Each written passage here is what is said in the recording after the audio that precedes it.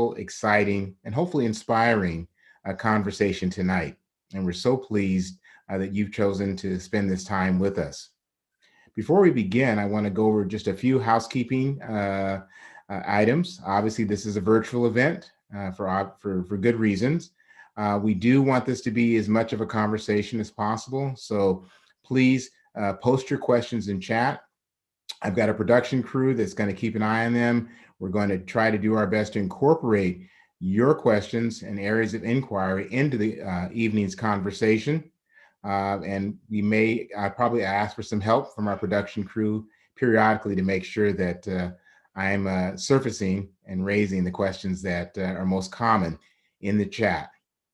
We are going to record this event just for our own internal purposes at United Way of King County. So by continuing to be with us, you are assenting to this recording. Before we begin, I would ask us all to reflect upon where we are. I would like to acknowledge that we are on the unceded traditional land of the Coast Salish people, and specifically the first people of Seattle, the Duwamish people, past and present.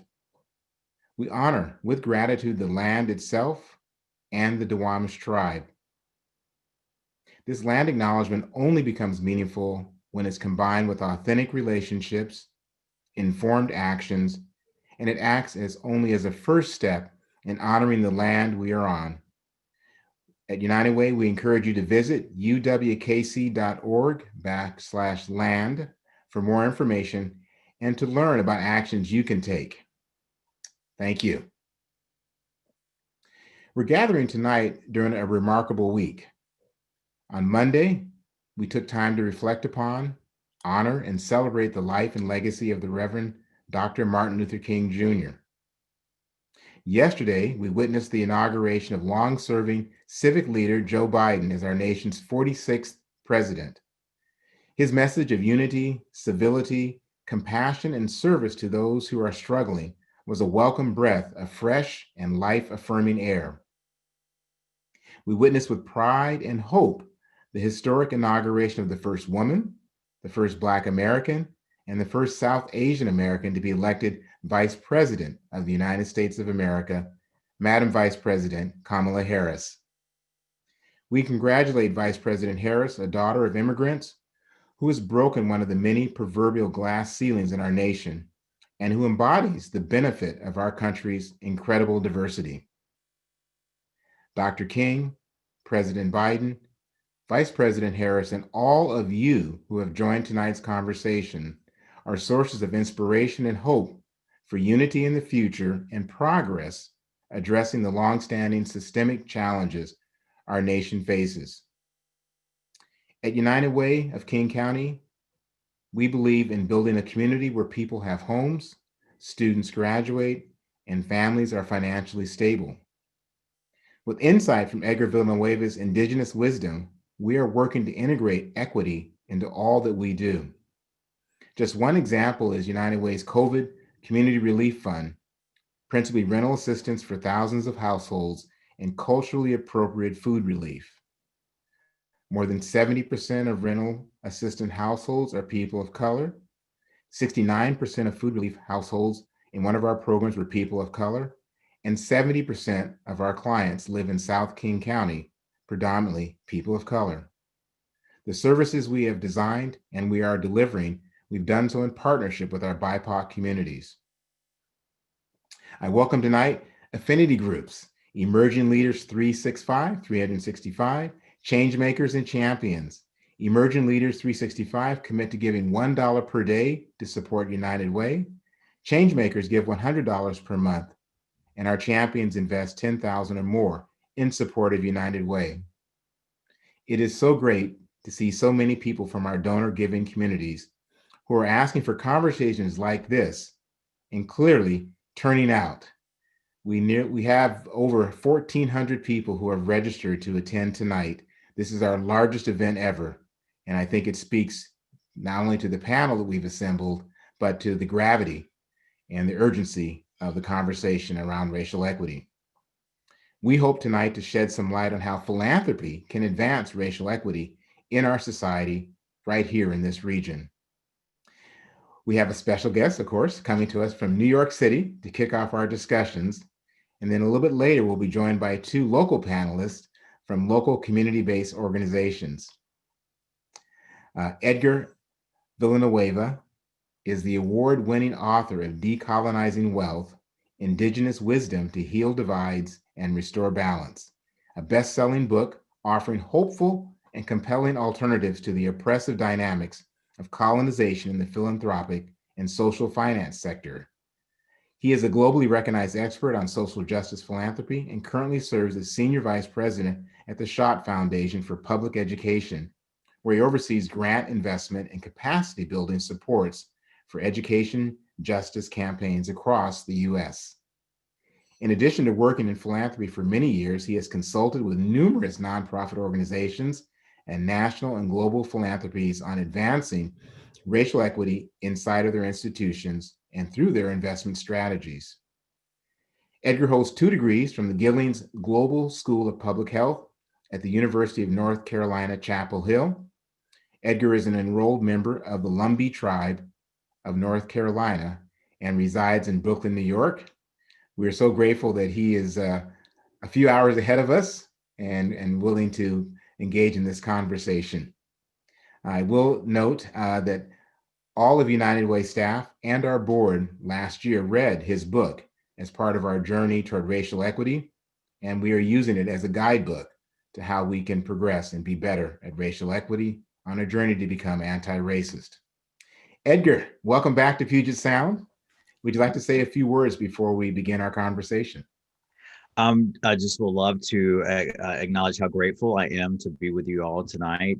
Seattle is my second home. I lived there before I moved to New York, so any opportunity I have to connect back with you all there is such a privilege and honor. And I look forward to our conversation tonight with this esteemed panel. Great, thank you, thank you. Let's jump right into it. You published Decolonizing Wealth in 2018. 2020, thankfully a month ago, was a horrific experience because of COVID-19 with health and economic disruption and harm. We had outrage at police brutality against Blacks and BIPOC folks, and a resurgence of demand for racial equity and justice.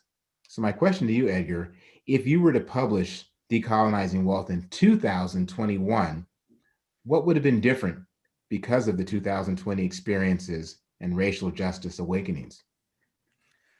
Wow, that's a fantastic question. I don't know that too much would be different. I've actually been working on the second edition of the book very recently. And so all of the events of the past year are heavy and present on my mind as I was revisiting the material.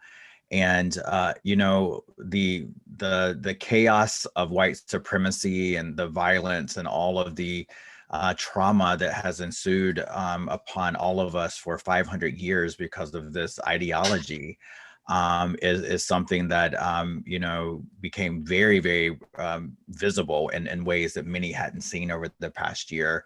The disparities that are impacting people of color that many of us know and have experienced became quite visible because of the pandemic as well. And so I think that what we have before us now is just a greater opportunity with this awakening. Some folks are beginning to really understand, because I think in 2020 with the pandemic, we all felt a collective grieving in this country, regardless of your background, your race, ethnicity.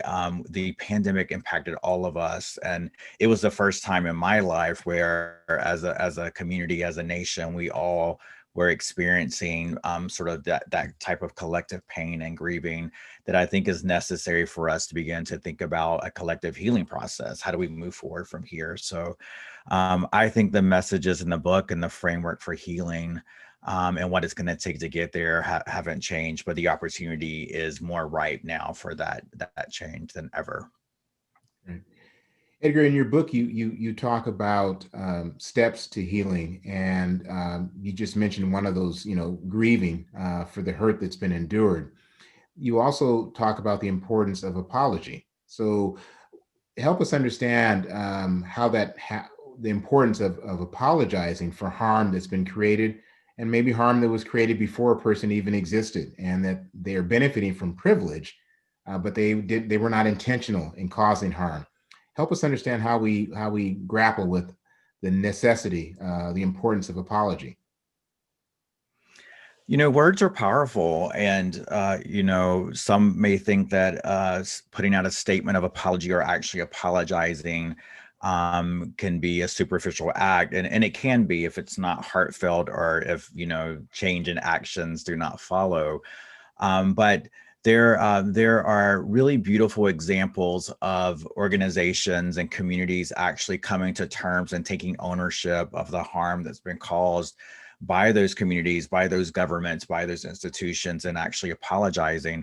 And what apologizing does is really begin to acknowledge the reality of what has happened, right? And I often think about in the US, where we haven't really had an official apology from the federal government for slavery. We haven't had an official apology necessarily from the federal government for all of the broken treaties and for genocide. There was President Obama did actually issue an apology at one point during his administration on a Friday afternoon at 5 p.m. that for grievances against indigenous communities in this country, but we didn't even hear about it because it just kind of happened. And so, it's this necessary step that acknowledges that there has been a harm or a wrong or something that went down that we have to take responsibility for, and we're actually expressing sorrow over that, right? And we're actually making a commitment through that expression that we're going to change and do better. One example of a beautiful apology recently, some of you may have seen, is the LA Times newspaper issued an apology. The owner of the paper said, this paper's been around, I think, since the 1800s, for a long, long time.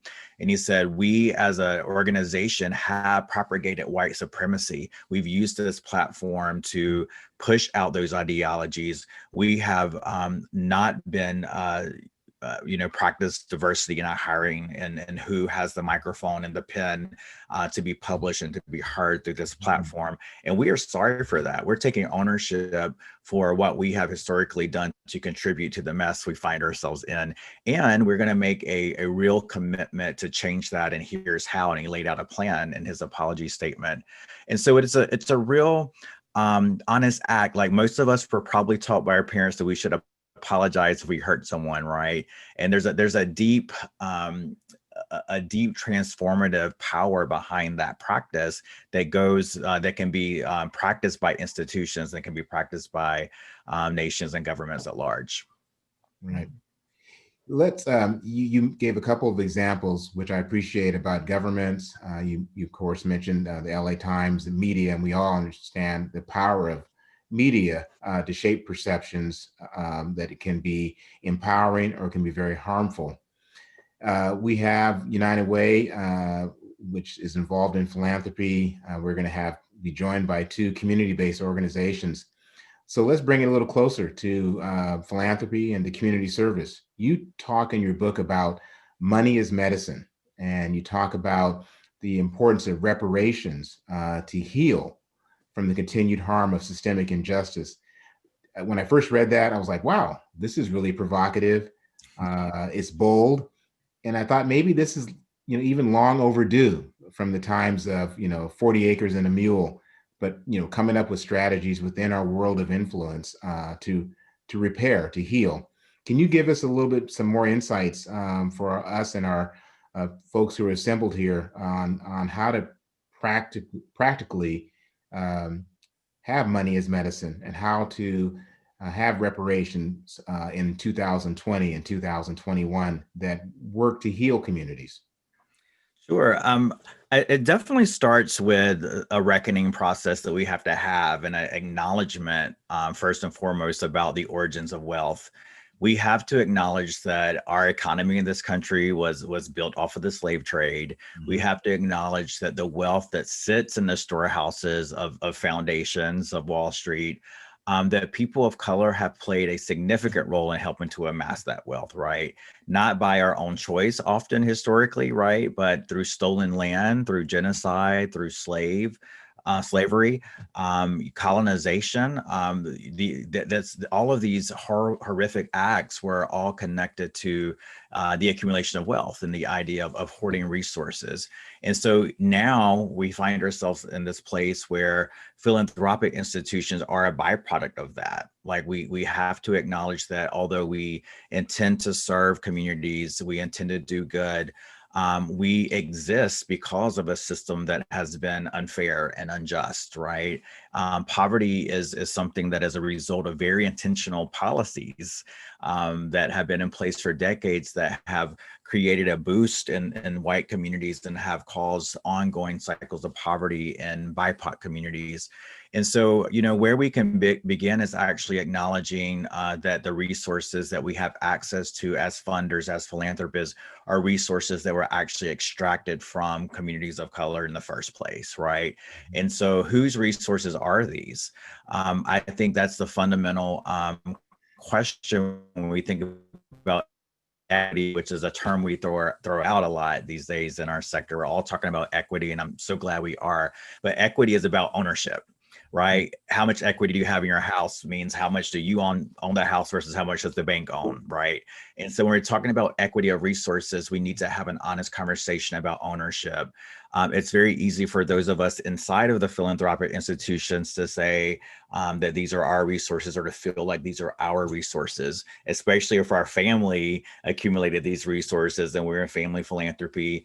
And it's not to put aside the hard work that went into any person or family that worked hard, or any business that started, right, to the labor and the heart, the effort that goes into building a successful business. It's not discounting that, but it's acknowledging that all of that happened within this ecosystem that has favored and given a boost to white communities to be able to earn wealth in the first place.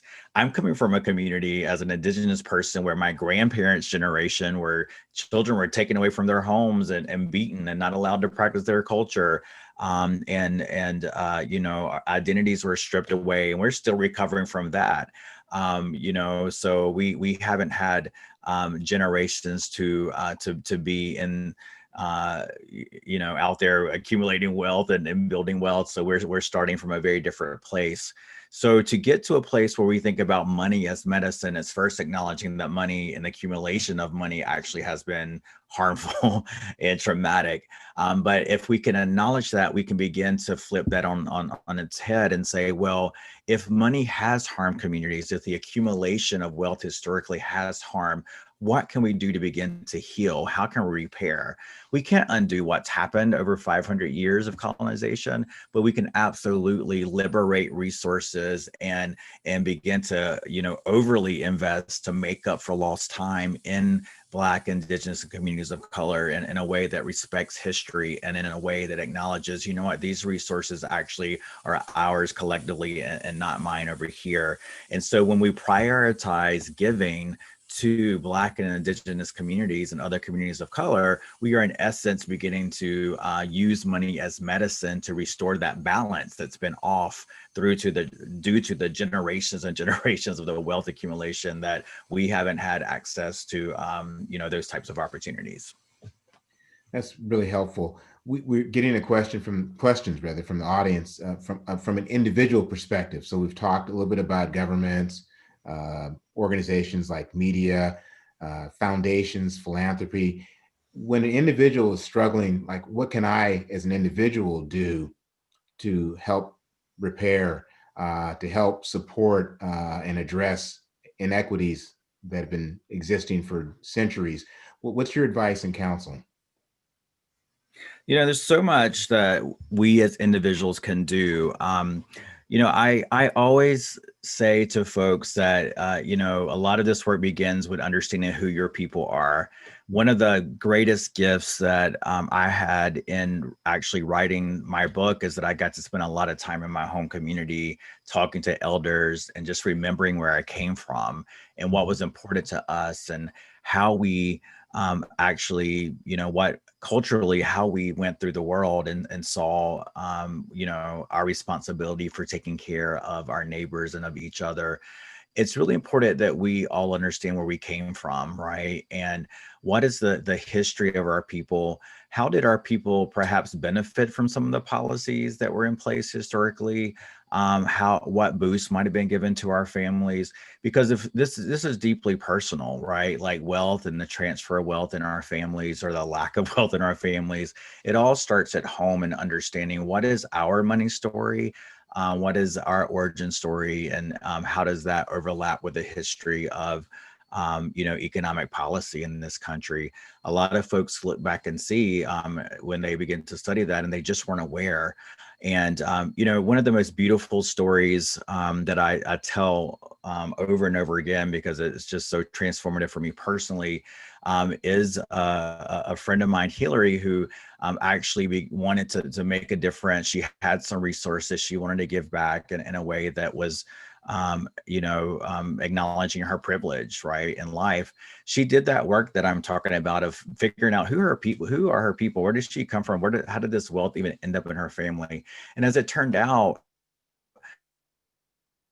she did research, she found that her family actually benefited from land grants in North Carolina, where I'm originally from, and from, of course, her family owned slaves and benefited from the slave trade between North Carolina and Mississippi. And all of these things that are kind of like dark, and we don't really want to know about our past. If that's in your past, I understand that, right? But the fact that she actually stepped into that reality and that truth of her family's history really actually liberated her to get to a place of understanding, wow, I have these resources that were accumulated in a way that I'm not proud of, but now I have a responsibility to like put them back in that community. And now her philanthropy and her giving is directly targeted at helping Black farmers in the South like acquire land back into their families, right? And supporting indigenous people that were harmed by her ancestors. It's not Hillary's fault, right? She wasn't even born then. But what is so commendable is that she's taken responsibility for a history that we've all inherited, right? And standing up and saying, well, what can I do to try to repair that history that I've inherited that I'm maybe not proud of, in hopes that I can contribute to a better future for all of us. Great. So what I'm hearing is a powerful story. I think what I'm hearing is um, be intentional about understanding where you are. Be intentional about understanding how you and your family got to where you are, and then customize, personalize your philanthropy, your community service in a way that addresses um, your individual or your familial situation. Yeah, absolutely. It's one of our producers has a question, and he's gonna we'll bring him on and ask him to read that question to you, Edgar. Thank you very much, Gordon. Brianna T says in the Q&A, I want to pay respects to the origins of wealth, but I'm not sure where to best put this or how to say this. Was this message to funders mostly directed to white-dominated big foundations? Does it still apply to small, person of color nonprofits? How can we best include that message as funders, i.e. websites, speeches? I think I would say that this work is for all of us, right? Like we all have a responsibility and a role to play in a process of healing. As an Indigenous person, I've had to go through a healing process of coming to terms with history and how it's impacted my family. And, I'm dealing with that in a way that's probably different from, a white person's experience. And I've had to come to terms with sort of my family's money story. We didn't have it, right? And so I have my own complexities and baggage around money that I've had to grapple with. And as I've been able to do healing work in my own life around that, I've been better equipped to be a healer, a person that can be of service to others. And so regardless of whether we're white or a person of color, or if we're a nonprofit organization that's seeking funding or a philanthropic institution that has funding, we all have a role to play in just dismantling white supremacy, because we all internalize it at a certain level, right? We internalize it. It's the water that we swim in. It is the norm, right? And so in order to begin to think about having equity in our organizations, we have to literally do this work every day and be so intentional. I think about the work of equity in my life. I talk about this all day long, every day, but I still have to get up every day and commit to doing the work. I think about it like, those moving sidewalks of the airport, where if you just stand there, you're going to be moving in a certain direction. To embody the work of equity and to take on that challenge to be a part of this movement, it's like turning around backwards on that moving sidewalk and going in the opposite direction, having your bags, knocking people over, like just literally going in the opposite direction, because everything else around us is dominant culture and is pushing us in a certain way, right? We have all these influences that are pushing us to really to operate in a way that is unjust, right? We as a nation have never experienced equity, right? This country was founded upon ideas of inequality. And so we have a lot of unlearning to do. So all of us have to commit to doing that in our personal lives. I'm reading, I'm practicing, I'm doing the work of healing in my own leadership, so I can be accountable and try to lead in the best way that I can. So this is a message and work that is absolutely all of our work to do, that are a part of this call today. I'm going to ask one more question, then we're going to bring in our other two panelists. They're quite powerful. In your book, you were very intentional talking about decolonizing. So you leveraged, or you embraced this whole concept around the colonization that occurred in the United States, genocide against our indigenous communities, slavery, et cetera. There are nonprofits who have ties outside of the shores of the United States, existing in the United States, but doing work outside the United States, or wanting to do work outside the United States, and having very limited access to resources, in part because it's been extracted and brought to these shores. How guidance for them in terms of their role existing in this philanthropic sector, where they exist in the United States and they want to be a part of this community, and they also want to be doing healing and reparation and money as medicine in the countries from which their ancestors or they themselves traveled to get here. Yeah, I think it's whether our work is focused within, domestically or outside of the U.S. There are tendencies of, to colonize, and what that might look like as a nonprofit leader or as a funder, right, is feeling like we always know best, not making space for the brilliance of other people, hoarding the resources. I hear a lot in international work that there's this tension between, the global leadership team and local leaders, right? Like who gets to decide and who's leading. And also just ideologies in the work, right? It's very easy when you have the power and the resources to come up with a theory of change that you think should be the answer and the solution for everyone around the world. And you have the power and the influence and the money to sort of to evangelize and to spread that gospel, without engaging local folks who are from those communities, that are native to those communities, who are closest to the problem, who probably most likely have the best ideas and solutions for what is needed to see progress in their own communities.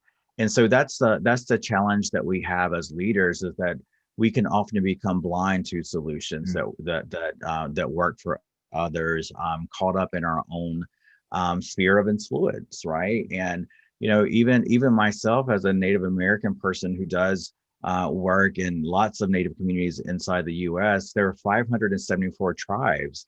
The moment that I feel like I have the right and I'm the expert to travel around and push out something upon these sovereign nations, is where I'm beginning to behave like a colonizer.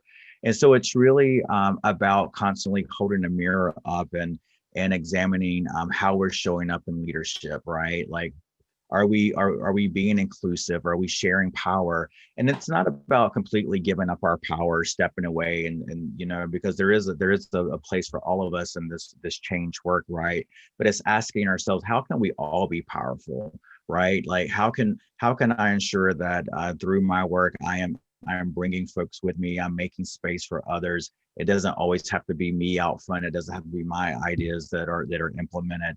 And it's just trusting local folks who are closest to the problem to have the self-determination, right, to decide how resources are used and decide which programs are implemented, and giving people the space to do that. And that is really hard when we spend a lot of money on consulting firms and research and reports, figuring out our theories of change and our ivory towers. It's really hard to let that go.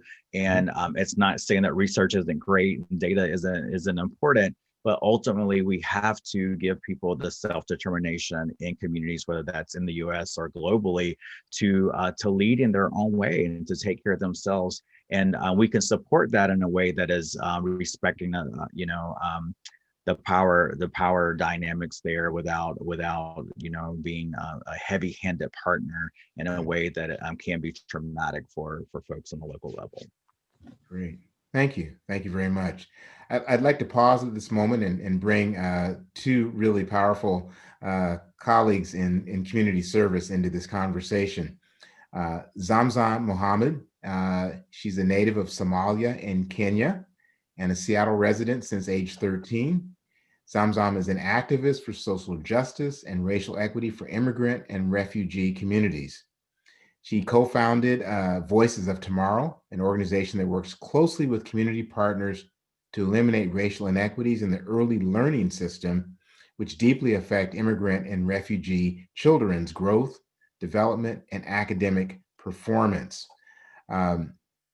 We find that Zamzam is passionate about creating early learning programs that preserve the child's culture and language while advancing African indigenous parenting practices and community-driven narratives. Zamzam is presented both locally and nationally on policies and regulation changes to minimize further existing disparities for immigrant and refugee children, families, and communities. She brings a worldview and a wisdom that's not constrained by the dominant culture of the US. We benefit greatly from her leadership and service. Welcome, Zamzam. I'm going to also bring to this conversation Andrea Copain Sanderson. She has been Bird Bar Place's Chief Executive Officer since 2008.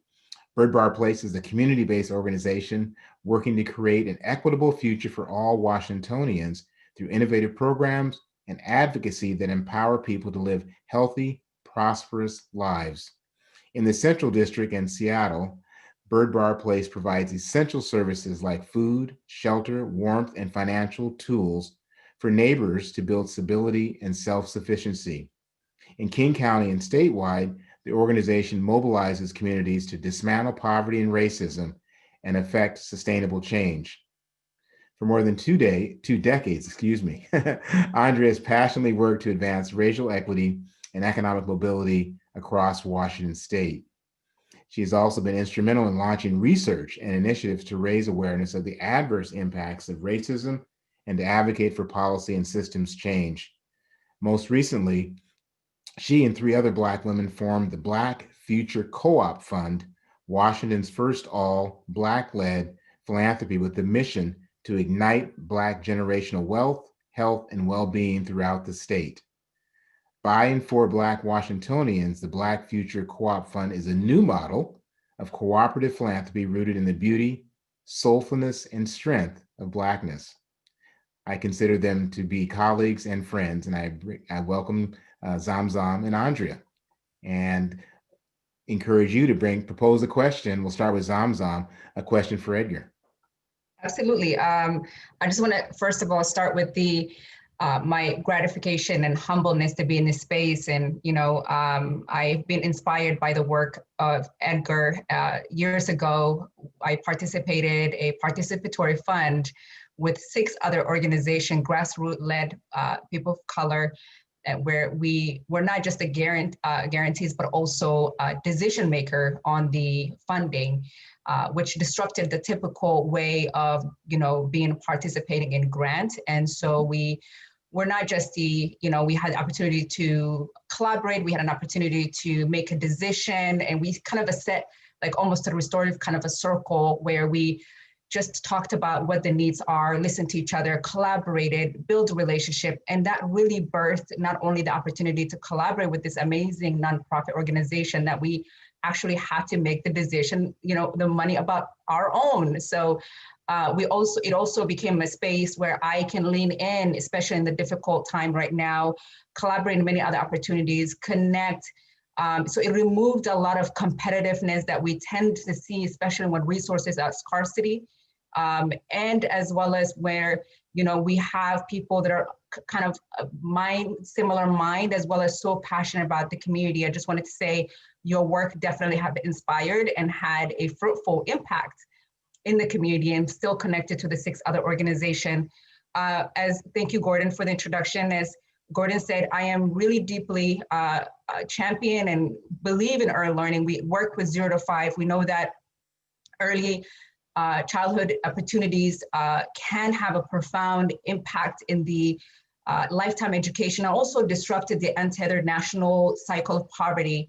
Mm-hmm. What are your thoughts on philanthropy, investing in early learning? What are your thoughts about, the need to think about early learning as a priority, not just the only priority, but part of the priority for philanthropy, think about for investing? Thank you, Zamzam. Fantastic question. I've had some just recent experience talking with some folks who work in the early learning space, and I'm not an expert, but what I definitely picked up on in some conversations with folks in a conference I got to attend online a few months ago, the early learning space, there's from what I'm seeing is that the workforce, the teachers in the early learning space there's so many women of color. And what I heard from the women of color that I spoke with is they are often not at the table driving policy, decisions, and where so much is being decided about what's happening in that space. And here are the frontline workers who are in the classroom directly influencing the children, and they're not feeling included. And this is sort of a dynamic that we see across many sectors, right? So I think a role for philanthropy is to always support the amplification of the voices of folks, people of color, to lead in these sectors, right? There's so many solutions and brilliant ideas that these women had, and yet they felt excluded. And there are people who are designing tech solutions for this industry, and people who are crafting policy that are going to have dramatic impacts on the lives of children and women, and they are not even at the table. So I think that's a role for philanthropy to play. The other thing that I hear a lot about in my work at the Schott Foundation, and also just around Native American issues, we need to really support inclusive curriculum, starting in early learning, but definitely through elementary and K-12 education as well. There's a study that I point to that just blows my mind, that in 27 states in this country, Native Americans are not even mentioned in the K-12 curriculum, an entire population that has been here. So, curriculum in schools has been completely whitewashed, and history has been rewritten. And what children actually learn in schools matters. And I think actually the history is like the most important part, that we need to have a fundamental understanding of what has transpired in this country. And getting back to our other conversation, understanding that history and where we came from is just a key required necessary thing to get to a different place in our future. So that's another place I think where I see a lot of opportunity. And the last thing, I always have to put in a a vote for funders to support community organizing and advocacy. We need to build power, support power building in communities of color for those parents and those community leaders who are going to hold these systems accountable and push for the change that's needed in the early childhood education space and other spaces, of course. Wow, powerful. We'll come back to Zamzam in a moment, but Andrea Copain Sanderson, do you have a question for Edgar? Thank you, Gordon. Like Zamzam, I am so grateful to be on this panel today. I feel like I'm in a room with close friends. Gordon, you know, you've been a longtime mentor of mine in community on the ground, and United Way has been a partner of Bird Bar Place. And Edgar, I'm forever a student in your classroom ever since you wrote your book. It gives me permission to be unapologetic with funders, right? Showing up as myself. I remember you were in a room where you talked about the community check. I use that over and over and over again. We can get into what that means later if the audience wishes to hear about it. But my big question for you is, there is a lot of impulse for change right now, and there is a lot of hopefulness. We do see people listening deeply and wanting to upend philanthropy, more eager to share power. I mean, at least we're talking about it, right? Really wanting to dive into what equity looks like. And I love that you said ownership.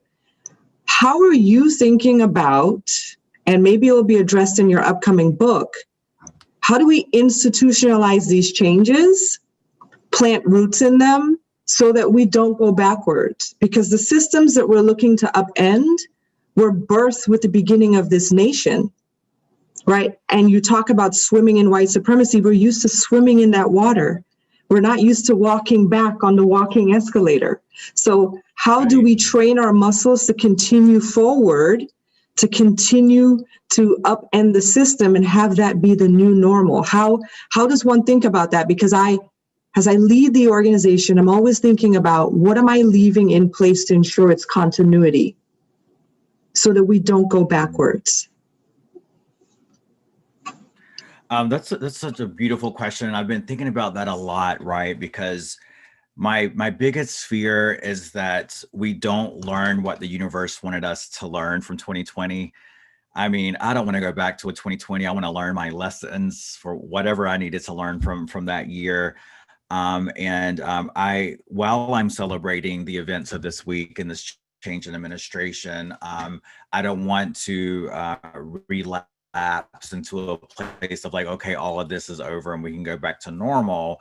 Someone once said to me, like, what is normal? It's a cycle on a washing machine. That's the only thing that normal is. There's no such thing as normal in real life, right? It's just that. So a couple of things that come to mind for me to kind of keep moving us forward. I think that we must continue to have conversations just like this, right? Like, words and language matter, and our language in the past 2 years has like greatly evolved the way that we talk about race and power within philanthropy. When I put the book out in 2018, I kid you not, I had a lot of anxiety about even putting the book out, because even in 2018, just 3 years ago, we did not say white supremacy at philanthropy conferences, right? Like, we were, I think equity was kind of a word we were throwing around, and we just said that word a lot. It was kind of synonymous with diversity, and that was about as far as we went. The language has so deeply changed in the past 2 years. Like, the sector, even before 2020, I have to say, has been grappling and like stepping into a very honest place. And I've been in places all over since 2018, and like every philanthropy conference you can name, it feels like, and people are just talking about white supremacy and naming that. And understanding, like, this is not an attack on white people, right? Like, but this is an attack on an ideology, like, of whiteness that's not a real thing, that is harming all of us.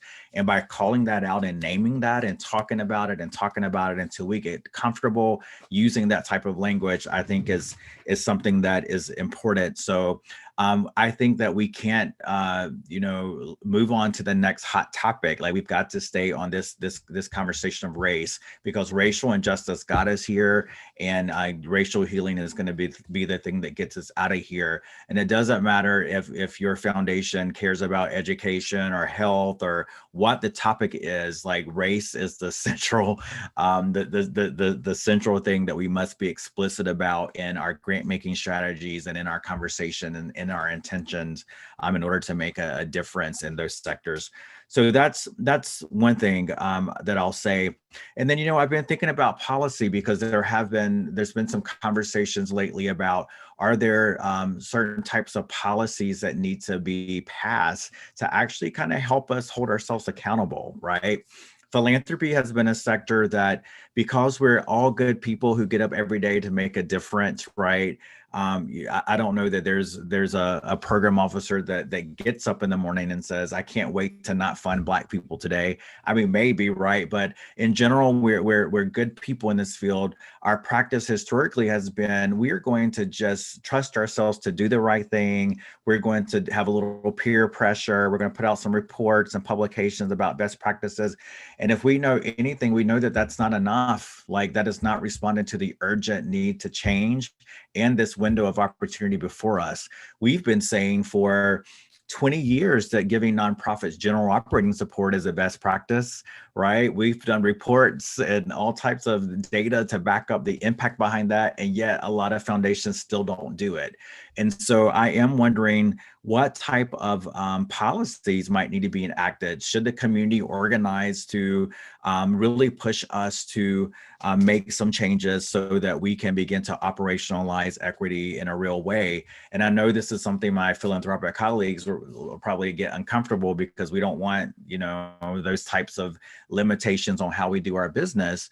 But I'm very open to, thinking about what would it look like if there was actually a mandate from the federal government that require private foundations to have boards that reflect the communities they serve, right? Like, we still have, 90% of boards are white. That is unacceptable. And, what is it going to take for us to actually begin to diversify? It may take a little bit of a pressure from outside, but I think it's interesting to think about, if an institution is getting a major tax write-off as a private nonprofit foundation, then that should come with some requirements, that the same type of requirements that are imposed upon other types of institutions that get federal funding and federal benefits. And so I love to kind of think about what types of policies, such as requirements around governance, might be required to be enacted. And then the last thing I'll say is that, I think that we have to get beyond the intellectual mindset and experiences that we enjoy in philanthropy to the work of the heart and the work of the spirit, right? Philanthropy has for so long, the field that is about love has for so long been very kind of stuck in this intellectual space where we want to, have those philosophical conversations without actually feeling or letting this work permeate our beings as human beings. One quick example, I held a healing summit for grant makers of color this past fall at Decolonizing Wealth Project. We had 70 grant makers of color there. I had to really have a conversation with my colleagues to get them to actually move beyond their funder identity to actually be present in the space as a human being, so that they can open up their hearts and spirits to the healing work that we were going to accomplish together. We got there and it was beautiful, but we've gotten to this place where we think about problems and solving problems strictly from an intellectual point of view. We've got to open our hearts and spirit, because the work of healing, the work of racial justice is deeply human work. It is deeply work of the heart, deep work of the spirit, and that's okay. So that's where I'm pushing my colleagues to go, is to allow this transformative work to just really permeate our whole beings, versus being some intellectual training or exercise that we do as a one-off. Edgar Gordon here, and a couple questions from the audience I think have some intersection or overlap, which is, one was, when you think about 2020 and your experiences, your interactions, can you forecast or predict how philanthropy will change, or how giving and service in BIPOC communities will change as a result of the experiences of 2020. And then I think the other question that you might want to, that we've asked you to weave in is, in answering that, can you give us some examples of programs that you're aware of that have resulted in greater racial equity for the communities they are ostensibly serving? Sure, I'm gonna give a hopeful forecast. You know, there's always I fear the backlash sometimes of progress, right? But Mhm. I actually am feeling really hopeful about the future of philanthropy in our practice. One thing that 2020 brought to light was the beautiful mutual aid that just popped up everywhere, right? And we know that mutual aid work is something that's been around a long time in Black and Indigenous communities, but it was something that really came to light. Lots of giving circles and sort of grassroots type of giving efforts sprang up everywhere. And that was because I think we understood, you know, in a real way that we can't rely on government or big philanthropy to bail us out in a time of crisis, right? There's a role for these institutions, but we had to take care of ourselves. And so I predict that we will continue to see a continued growth in giving circles and those community-based mutual aid types of funds. In fact, my fund, Liberated Capital, that's operated at Decolonizing Wealth Project, we are seeding Indigenous giving circles around the country and are going to be doing some more support and funding of that effort, because we had, you know, the Navajo Kopi Relief Fund raised $6 million on GoFundMe. Like this entire like enterprise has come to be as a result of community just standing up and standing in the gap when government failed. So I think we'll see more of that. I really hope that we see that there will be more foundations that are understanding that to get to the types of changes we are experiencing right now, you know, this shift in administration, the victories in Georgia, those types, we have to get more political in our funding. And it's a thing that's scary. People kind of draw back, but everything is political. And there's so much as private foundations and public foundations that we can do that is political. It's so important that we fund movement building work, that we fund community organizing, that we fund advocacy, and that we prioritize communities of color, women of color, Black women in that work. And we've known, again, that these are things that we've known a long time in some of our communities, and it seems a lot more visible, and there's more consensus around understanding that Black women have once again saved this country. And so I hope that we remember that and we retain that, and we fund Black women, that we don't move on to business as usual where we fall back into these cycles, but we're going to take that knowledge and that appreciation and prioritize Black women in our funding moving forward. The last thing that I'll say is that this conversation around reparations is like really interesting, because reparations for some folks can be sort of a scary word for some reason. It's a trigger word. I don't understand that, because for me, it's a beautiful word. It means repair. We want to fix this mess, right? We want to be a better country. We want to repair, you know, a lot of things and be a better, you know, be better together. And so I think that, you know, I'm hearing a lot of conversations about reparations, of course, within government, and all of the presidential candidates were supporting reparations at the federal level. I'm hearing that conversation now more in philanthropy. We operate a fund that is based on reparations, Liberated Capital, and it's a model of philanthropy where folks come and they bring what they have. We've had people to donate stocks, talk to us about donating land, to just redistribute that wealth to communities with a no strings attached, in a no strings attached way. That's just understanding that we have this wealth and we need to give it back. One of the most beautiful examples of in philanthropy, there's several that I can talk about all night, about how folks are really responding to the call and stepping up. There's a foundation, I can't say their name because I don't want to take away their thunder when they make this big announcement, but there's a foundation that has been really grappling with the history of how they earn their money. and the communities of color that were harmed historically or and oppressed, in the process of building that wealth. And this foundation has taken my challenge in the book to take 10% of their endowment and give it back to communities of color. And they are literally doing that. The board has officially approved to move forward. And 10% of their endowment is the equivalent of $100 million that they are going to give back literally to Black and Native individuals in the region that they serve. Like reparations, like is happening by a foundation. I think we all as funders can fund the work of healing. We can fund truth and reconciliation. A statewide process is now happening in California around truth and reconciliation to build and galvanize a movement toward a federal process, right, around truth and reconciliation and reparations. This is the path forward. We've got and money is so deeply connected, right, to all of it. And the way that we decide to use money is a representation of where we are in that healing process. So that's the example that I would give of some significant equity work. We got to get beyond diversity. Having people of color on your board, that should have been happened. Like if you're doing that now, I celebrate you, but you're late. Like I'm glad you're doing it. If you're diversifying your staff, that's good job doing that, but you're also late. Like that is the first step, and that should have already happened. But we have a long ways to go to be equitable there.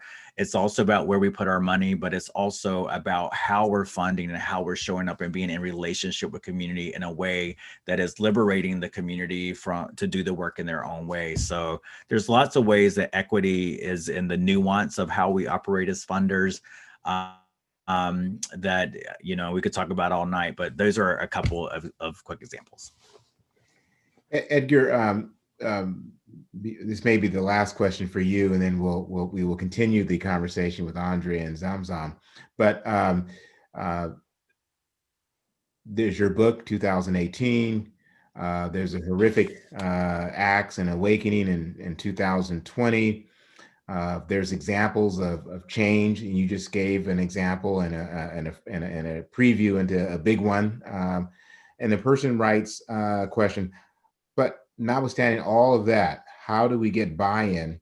How do I achieve buy-in for change, racial equity change, when I'm met with resistance? So this person is awake. They're trying to get their organization to change, and they're encountering resistance, and they're asking for your guidance on some tips on how to overcome that. That's a great question. What I will say is that on one hand, I've learned that everyone is not going to come to this party, and that's all right. I think we always have to have a seat waiting for folks. And we always want to welcome anyone to the movement when they're ready to come here, but there will be people who are not here for it. And how much we push or decide to keep pushing there is really up to us. But my strategy for trying to change hearts and minds to be a part of this work is to really help people understand their self-interest in this, right? So it's community organizing 101 in a lot of ways, but I work mostly with white wealthy donors. And my message to them is like, I'm not doing this work because I'm trying to get you to feel sorry for poor Black and Indigenous people over here. It's not about that charity. That's not why I'm doing this work. And the work that I'm doing is actually extending a lifeline into your humanity and your own liberation by funding this work.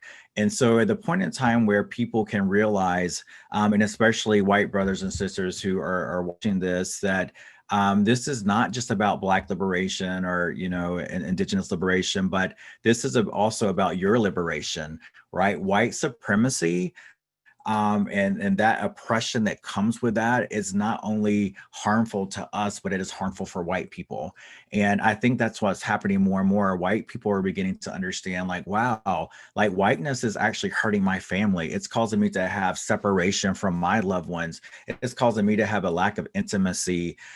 it's caused me to be, have cultural amnesia and have not having a feeling of connection. When you begin to do this work around liberation and kind of going back to my point of understanding who your people are, right? If you go far back enough in your family, you're going to find that there is culture and there is a way of being, there was, right? And that's something that we have to reconnect to.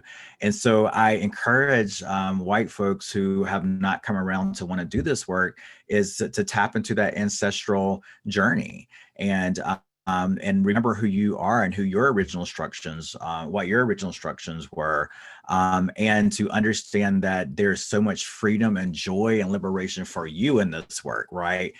And when we get free, you're going to get free, and we'll all be free. So that's the paradigm shift, because for so often it is people like us who are leading this conversation, and we should be in many regards. But this is actually a problem that was created, by white folks, and a problem that is also deeply harming white folks. And so we want you to be free as well, which is why the invitation is open for you to be a part of this. So that's my message. That's how I approach engaging individuals and beginning this journey.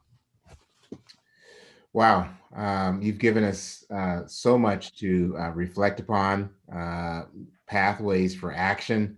I love the power of liberating oneself, family, and community. And so I just want to say, on behalf of United Way of King County and my panelists, we're so grateful that you've shared your Indigenous wisdom with us, and that you do understand the benefit, the power of Puget Sound as your second home. And we hope that you will never renounce that, and you're always welcome to be a part of us, virtually or in person. And I'll just let you, we're going to keep this conversation going, folks who are attending, but we're going to let, Edgar is 3 hours ahead of us, so we're going to let him tend to his health. But before we say thank you and let you move on, anything you want to say to us and final thoughts? Again, thank you, Andrew, thank you, Zamzam, thank you, Gordon. Thanks to everyone for tuning in, and for just the commitment to this work, and showing up. We got to just keep showing up and having the conversation, listening to each other, pushing on each other, and loving on each other. So thank you so much. And on the other side of this pandemic, you can count on I'll be on that flight to Seattle. Right. So miss everyone over there. Thank you for having me. Stay safe, stay well, and keep writing. Will do. All right. Bye, y'all. Thank you. Thank you, Edgar. We're gonna keep this conversation going and bring it in a little locally into benefit from some wisdom from Andre and Zamzam. We'll start with Zamzam. What's your head and heart saying right now after this 1 hour of conversation, Zamzam, that you'd want to share with this community? Absolutely. Thank you. I just feel, just this momentum of one, being validated to really speak on spaces and take ownership and know information is very privileged. We know that, sometimes if you don't know, it could really come in a way that you even do not feel so motivated to really speak up and advocate and all of those things. So to have this opportunity to hear, to say, keep the momentum and galvanizing opportunity here, I thought it was right. And, speaking on Martin Luther King, the moment where he said the time is always right to do the right thing, I think this is exactly the right time. We are in an extreme crisis, and pandemic has escalated the disparity, especially around race. May that be technology challenges for families, may that be loss of jobs and health and losing people. So I think if we're really going to make a shift and a change, this is exactly what Edgar was talking about, having the opportunity to start continue the conversation that we've started, but also not the intention, but also have a impact behind it, so that we're just not having conversation continuously. We really have to have an action behind it to support communities who have been impacted the most. So I think, to me, I'm leaving this as, if we haven't started really supporting communities, this is the right time right now to start communities and really invest in cultural responsive support. I really don't want to take a lot of the moment, but I just wanted to speak on, especially with philanthropy, a lot of times we're looking at how to escalate, how to scale up things, how to measure, and we lose the opportunity to really fund communities where, you know, they know what's really going on, they know what's the issues, they have tools and resources, they have programs that already works, that are very innovative.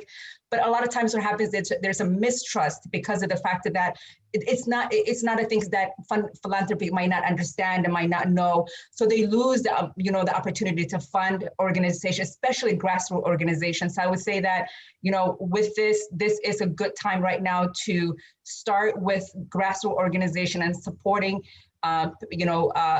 community-led, people of color organization, especially when he said women, because women are champion. I don't want to take a moment from men, but I want to say women-led organization as well, because we work with a lot of in-home providers who are women, and, you know, a lot of women that are championing for the communities, but overall communities of color.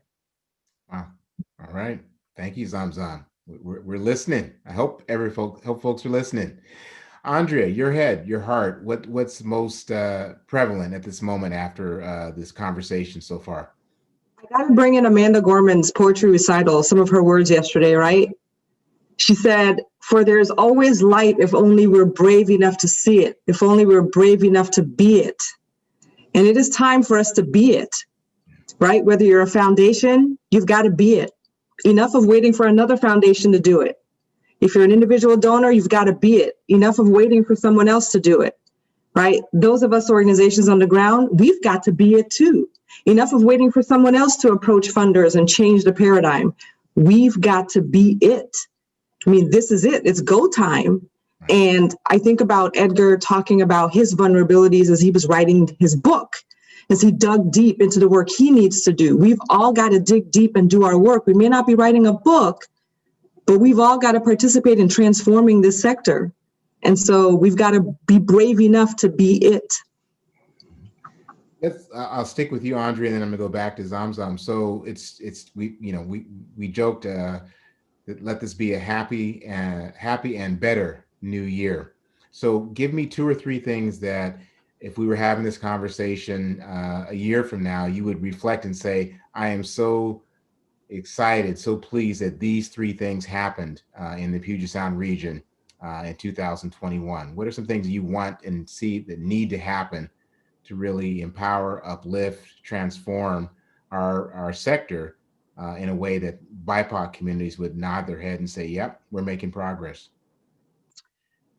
As Edgar said, we've got to liberate wealth, right? And so looking at it from across sectors, how do we have business, government, philanthropy participate in releasing more money, in reframing access to capital, in equalizing what we all call as partnerships with grantees, with organizations on the ground, with our grassroots communities in the work, with those who have proximity to resources. I'd say a year from now, we would all be happy and chanting that, wow, 90% of the funders in our region actually increased their giving by 10%, and it went directly to BIPOC communities. And BIPOC communities would say, wow, we feel more confidence from funders, confidence in our work, trust in that we know what we're doing, in that we are the experts, and that we're truly shifting the system, that we feel, not just symbolically in words, but we feel like actual partners in the work. Mm-hmm. Mm-hmm. Okay. All right. Zamzam, a year goes by and we're having this conversation a year from now and you're reflecting back. What is the change that you would be most proud and excited to see have happened?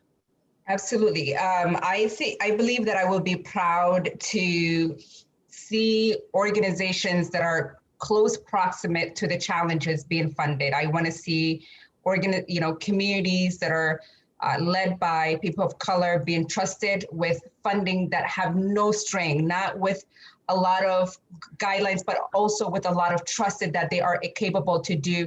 One of the model I'm thinking about is more participatory funding opportunities where communities can collaborate and make a decision on how they want to, utilize the funding. Who do they, what ways do they fund? Who do they share the wealth with? Centralizing the money where the decision making is actually made by and centered by the community's voices, and it's made by the community. And just to make sure that we understand what you're communicating, give us a quick definition of participatory grant making, participatory funding.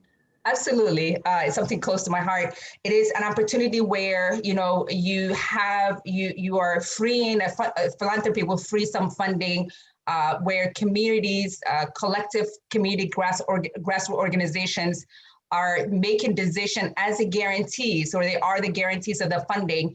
They make a decision how they spend this money. May that be they want to use it as an operation. May that be they want to use it as a program. May that be they want to use it directly for families.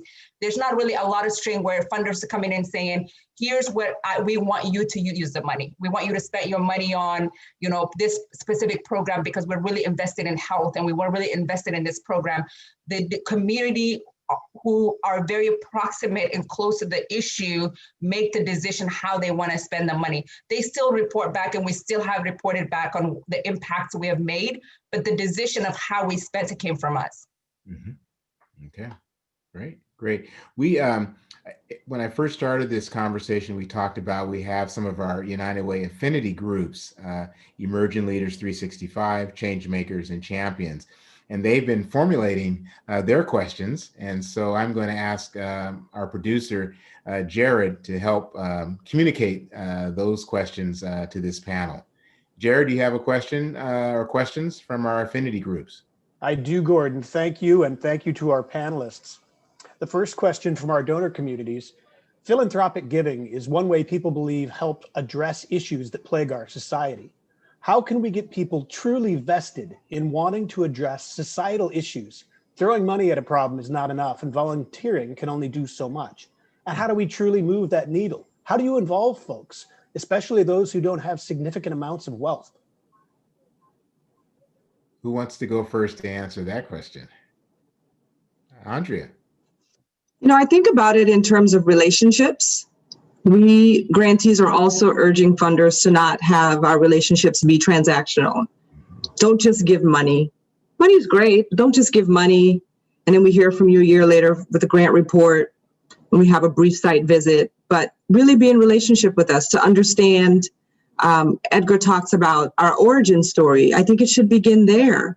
I want to understand my funders and stakeholders' origin stories as much as I want them to understand my origin story and the origin story of the community that I serve. And that takes a long-term relationship. And so how can we build constructive relationships where we are sharing an understanding of each other's history, but then we're also collaborating on the future we want to design together? Right. And I think being deeply relational will help to transform the sector. It's not just about money. And so thinking about it in small ways, small steps, is how can I just get to know you, get to know what moves you? How can I get to know what you dream of, the world you want to be in, the world that you want to create? And I think from there, it becomes much more, again, transformative rather than transactional. And it's a simpler step. It's a shorter bridge to cross versus thinking I have to have a significant amount of money to be able to, quote unquote, give money.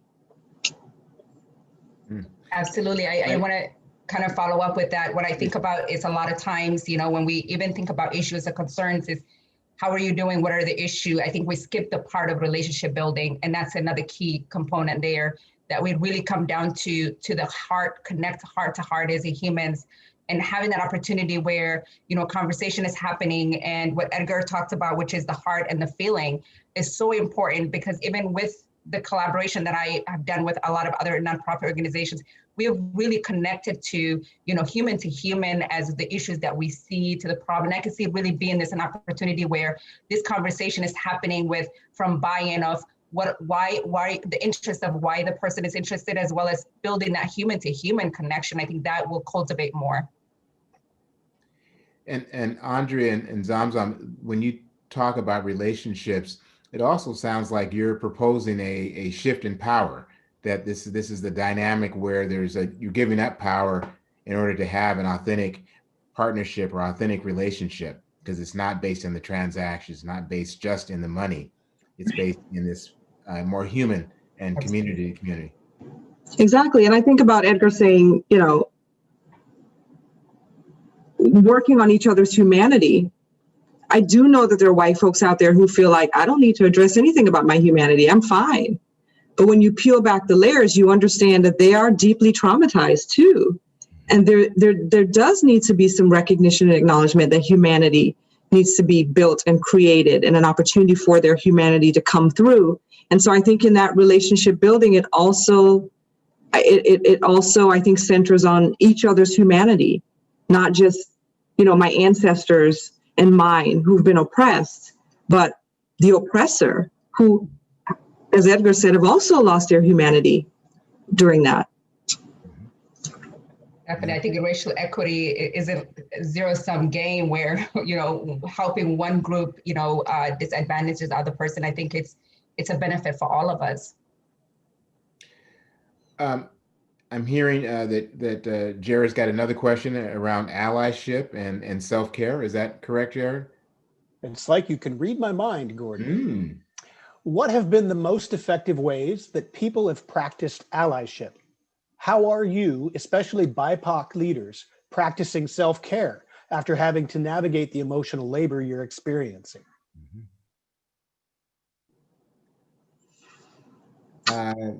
Andrea, is that you? And then sure. Zamzam, would you like to go? Sure.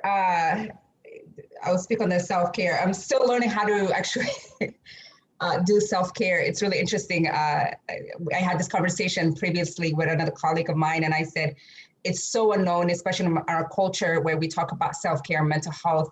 It's just such a phenomenon that's really interesting. It's still learning the role of that, because I come from in a community where you're just all wrapped around with community support. The uncle is there, the cousin is there, everyone. And so the self-care, even for community, is just everyone holds space for each other.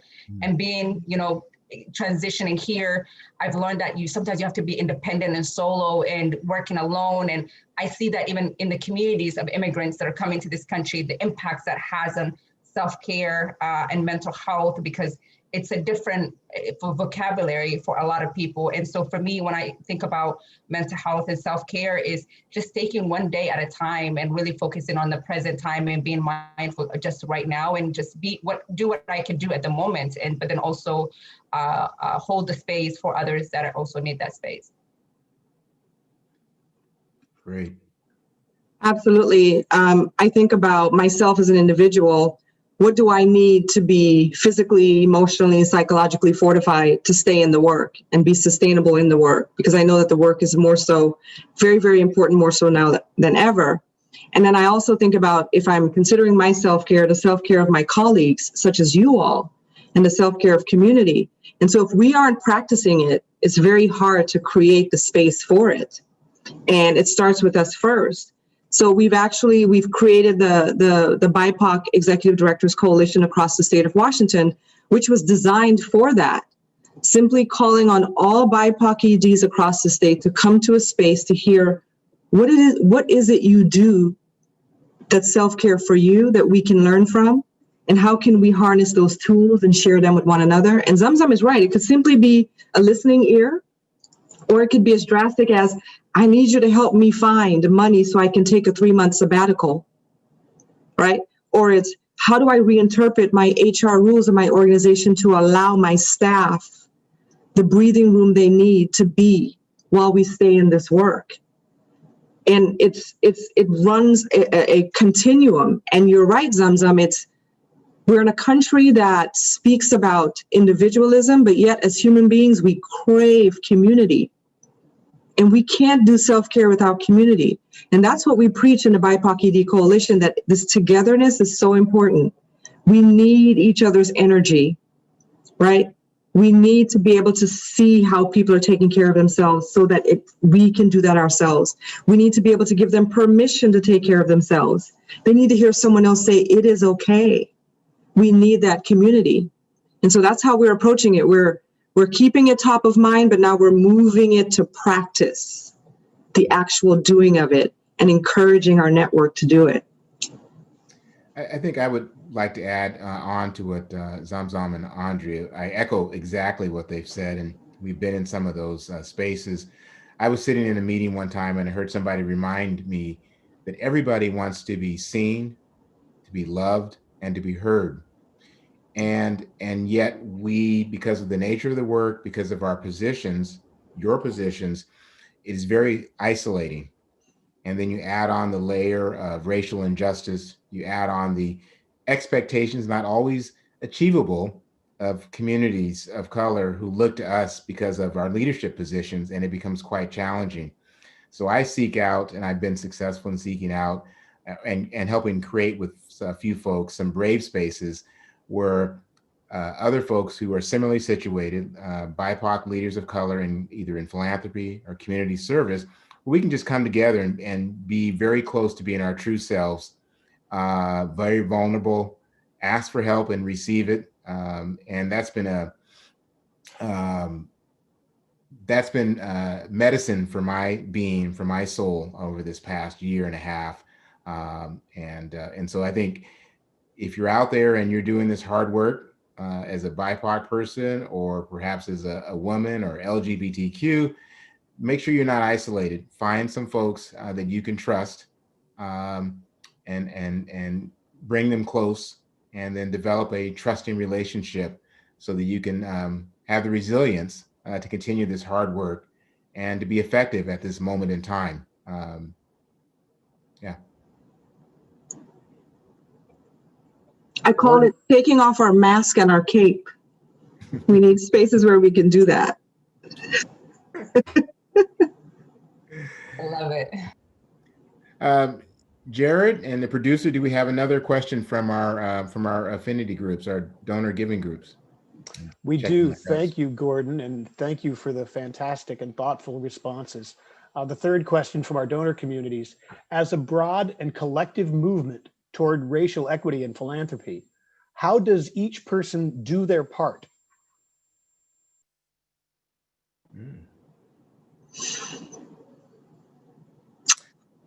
Oh, sorry, go ahead. No, go ahead. No, you go ahead, please. I think it depends on where you are, right? You're a person with lived experience. There's a responsibility to have your story be heard. So you got to go yell it from the mountaintop. So we've got to help you find a mountaintop to yell it from. If you're on the other side of this, I think about things in terms of those who've been burdened by the system and those who've benefited from it. So if you've benefited from the system, where are you in the continuum? Are you still in what Edgar talked about, the symbolic phase, where you're just used to speaking words of how awful it is to have disparity and inequity? Or are you more institutionalizing it where you're making shifts within your life as a person or your organization? Or are you transformative where you want to really get out there in front of shifting the sector, which means you're joining hands with the person who's yelling from the mountaintop about their lived experience? So it really depends on where you are. It's doing that work to understand, where am I and where do I feel comfortable making that push? And because it is a push, right? You've got to push to that next level. It's a lifelong journey. You've got to keep it moving forward. So it depends on your understanding of where you are. Zamzam? And I would also add, I think what you just said was beautiful. Along with that is showing up as well, being vulnerable, not, listening in, learning. And also with your role, if you're either a home visitor or to, a director, to, executive, to a philanthropy, to a person with power, I think it's what can you do with your role to not just be vulnerable with yourself, but also what changes can you make, and where can you contribute, and where can you support, and where can you influence, and where can you, what can you do on your part to have a ripple effect so that you can further the change. You can, even if it means just having a conversation with another colleague, I think that is a starting point. Whatever it means, I think is just continuing with your power, making an impact and being conscious of that. And I think I would echo and join what Andrea and Zamzam have said. And when we're talking about racial equity, we're talking about being anti-racist. It comes from an analysis of intersectionality. There is so much intersectionality in the United States that results in racial and ethnic inequity. I would encourage you, in addition to understanding your story, communicating your narrative, is pick the area where you have the most experience and influence at that point in time, and go deeper there, and expect that maybe like Zamzam's early learning. Well, great. I appreciate early learning, but maybe my role is higher ed. Well, I don't need to step into Zamzam's space. I just need to shoulder up to her and say, listen to Zamzam, and then listen to me so I can talk to you about higher ed. So, leverage where you are in terms of your experience, your accountability, your responsibility, your network, and your resources, and then look for somebody else to join you when you're dealing with that intersectionality that results in so much injustice in our community. We're getting close to, sadly, to the end of our time. Jared, do we have time for one more question? Gordon, the answers from our panelists and yourself reflected and spoke to our fourth question. So I pass it to you, sir. All right. I think what we'll do is we gave Edgar an opportunity to just leave us with some thoughts of hope or a call to action. So I'm slowly alerting Zamzam and Andrea that I'm going to give them that opportunity to challenge us, to inspire us, to join them, and then we will close out what I think has been a very powerful conversation. Zamzam? Absolutely. With waking up with a new hope this morning, I'm living with the hope that, we could definitely have a good starting with doing what we just talked with the quote that I started, which is the time is always right to do the right thing.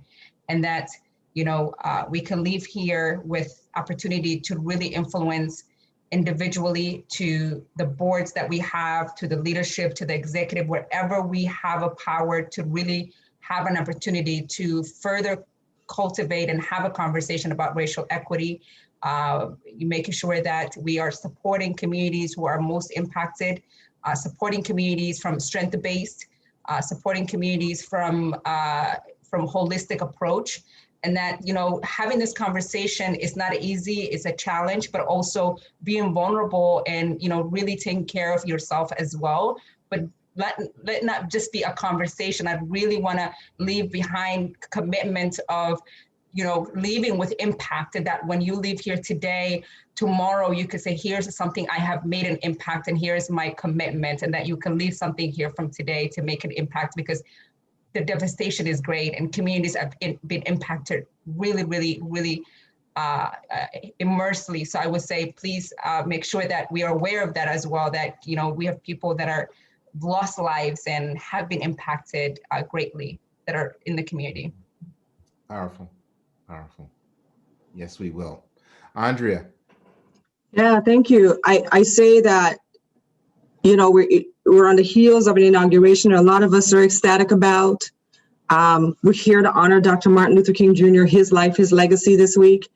And I think many of us in this room and across the nation are reflecting on America's tragic history of systemic racism, right? And now, but the pandemic has really highlighted these racial and ethnic disparities that we're seeing in American life.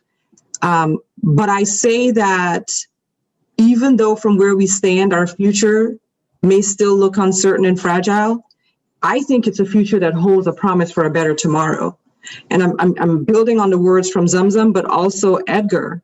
I do think that this is the beginning of something that's very different, and we're in view of this understanding that COVID has shown us, and you all have heard me say this before, when we all do better, we all do better. And so we're in the beginning of this phase where we're understanding that I need to be mindful of others. I need to be mindful of how my life may burden others, and I need to be more mindful, not just to take care of myself, but others. I need to care about others. And I think when Edgar said, this is about changing hearts and minds, what this country has gone through over the past 4 years, I believed it's moved us closer to changing hearts and minds, because we haven't felt good about what we've seen, right? And I know some fear that something is being taken away. I get that. I know some still suffer from a gross sense of entitlement. But what we're seeing collapse is what needed to happen, because not only people of color, Black, Indigenous people of color need to be liberated, but white people need to be liberated, right? Not only people who are wealthy, not only people who are poor, but every human being on earth needs to be liberated. And it's through our humanity and through caring and changing hearts and minds and building those relationships that we will realize that better future that's in sight. I see it. Thank you. I am so grateful to you, Andrea, and to you, Zamzam. We're going to ask all folks here to complete a brief survey, online survey, so that we can help refine this work and these kind of conversations. But I'm going to end with where I started.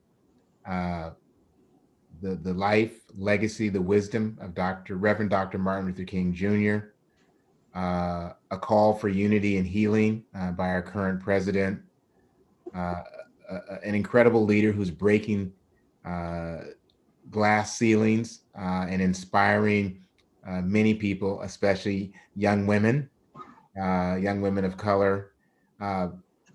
That's the hope. That is the power that exists, that's untapped in the United States. It's the power that exists right here in this region.